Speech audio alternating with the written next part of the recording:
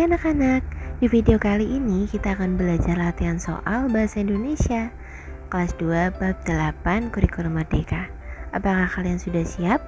Kita langsung saja yuk belajarnya. Nomor 1. Kegiatan yang digemari disebut titik-titik. A. Hobi, B. Kegiatan, C. Favorit. Jawabannya adalah iya, pintar sekali anak-anak. Jawabannya A, hobi. Jadi hobi itu adalah kegiatan yang kalian gemarin atau kalian sukai. Contohnya menggambar, sepak bola, kemudian menari, dan masih banyak lagi. Anak-anak, ini adalah cerita untuk nomor 2 dan 3. Kalian simak baik-baik ya. Di sebuah desa nelayan di Sumatera Barat, hiduplah ibu tunggal dan putranya Malin Kundang. Mereka hidup miskin, dan Malin Kundang memutuskan untuk merantau demi mengubah nasib. Dengan berat hati, ibunya mengizinkannya berlayar. Bertahun-tahun berlalu, Malin Kundang menjadi saudagar kaya raya dengan banyak kapal. Suatu hari, ia kembali ke kampung halamannya. Ibunya yang gembira menyambutnya di pantai. Namun, Malin malu mengakui ibu yang kini tampak tua dan lusuh di depan istri dan anak buahnya. Ia bahkan berpura-pura tidak mengenalnya. Sakit hati atas pengkhianatan anaknya, ibu Malin mengutuknya. Tak lama kemudian, badai dahsyat menghantam kapal Malin, dan perlahan tubuhnya berubah menjadi batu. Batu yang menyerupai orang bersujud diyakini sebagai Malin Kundang, pengingat akan pentingnya menghormati orang tua. Nah, sekarang pertanyaan nomor 2. Tokoh utama pada cerita di atas adalah titik-titik. A. Manderubaya, B. Istri Malin, C. Malin Kundang. Jawabannya adalah C. Malin Kundang. Anak-anak perlu tahu tokoh utama itu adalah tokoh yang paling sering disebutkan dalam sebuah cerita. Nomor 3. Watak Malin Kundang adalah titik-titik. A. Sombong, B. Baik, C. Pemalu. Jawabannya apa anak-anak? Iya, benar sekali. Jawabannya A. Sombong. Jadi Malin Kundang itu sangat sombong. Kenapa? Karena dia malu. Malu karena ibunya tua dan lusuh. Kemudian dia lupa bahwa ibunya yang sudah melahirkannya. Nah, anak-anak harus berbakti pada orang tua ya, tidak boleh seperti Malin Kundang. Nomor 4. Kata yang digunakan untuk menghubungkan dua hal disebut titik-titik. A. Kata sifat, B. Kata hubung, C. Kata benda. Jawabannya adalah B. Kata hubung. Nomor 5. Kata hubung juga disebut titik-titik. A. Konjungsi, B. Subjek, C. Objek. Jawabannya adalah A. Konjungsi. Anak-anak, jadi nama lain dari kata hubung itu disebut juga konjungsi. Kalian jangan lupa ya. Nomor 6. Semangka titik-titik melon adalah buah kesukaan Mia. Kata hubung untuk melengkapi kalimat di atas adalah titik-titik. A. Tetapi, B. Atau, C. Dan. Kita coba yuk satu persatu. Semangka tetapi melon adalah buah kesukaan Mia. Ini tidak tepat, jadi A salah. Semangka atau melon adalah buah kesukaan Mia. Ini juga kurang tepat. Yang C, semangka dan melon adalah buah kesukaan Mia. Iya, ini benar. Jadi jawabannya C. Dan anak-anak, kenapa kok bukan B yang atau? Karena atau itu kita gunakan jika ada dua pilihan.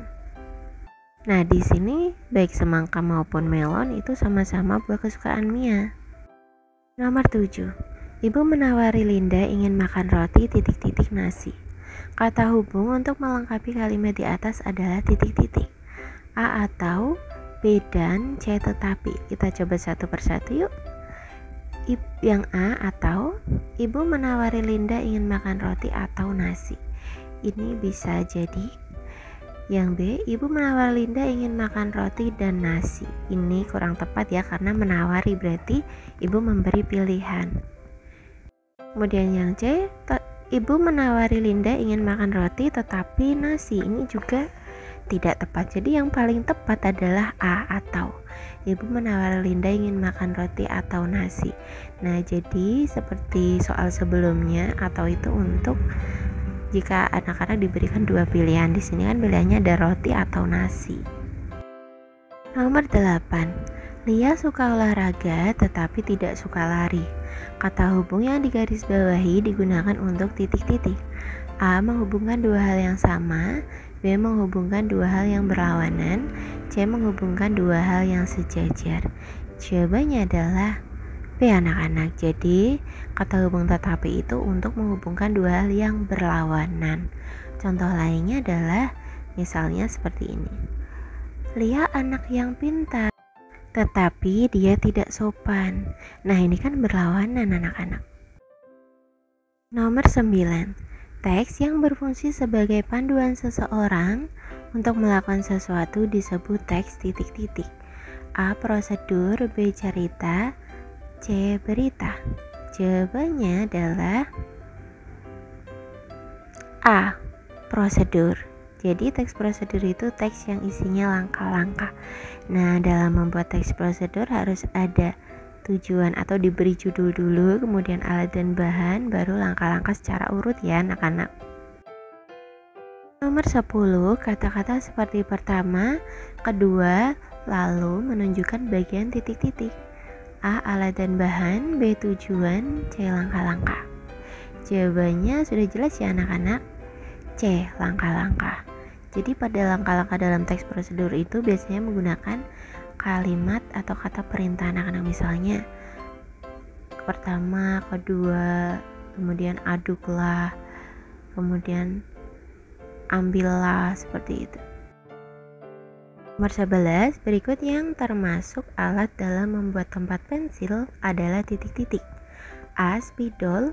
B. Kaleng bekas. C. Kain warna-warni. Jawabannya adalah B. Kaleng bekas. Nomor 12, lembar kertas berisi informasi dengan tulisan dan gambar disebut titik-titik. A. Poster. B. Brosur. C. Iklan. Jawabannya adalah B. Brosur. Nomor 13, brosur berisi informasi yang tertulis disertai titik-titik. A. Gambar. B. Cerita. C. Video. Jawabannya adalah A. Gambar ya anak-anak. Jadi brosur itu isinya tulisan dan gambar, biasanya digunakan untuk pengumuman atau iklan. Biasanya informasi dalam brosur itu sifatnya mengajak anak-anak untuk melakukan sesuatu dan ditempel atau dibagikan kepada orang lain. Sekian pembelajaran kita kali ini. Semoga dengan video kali ini kalian bisa lebih paham. Sampai jumpa di video berikutnya anak-anak. Jangan lupa like, comment, dan subscribe ya.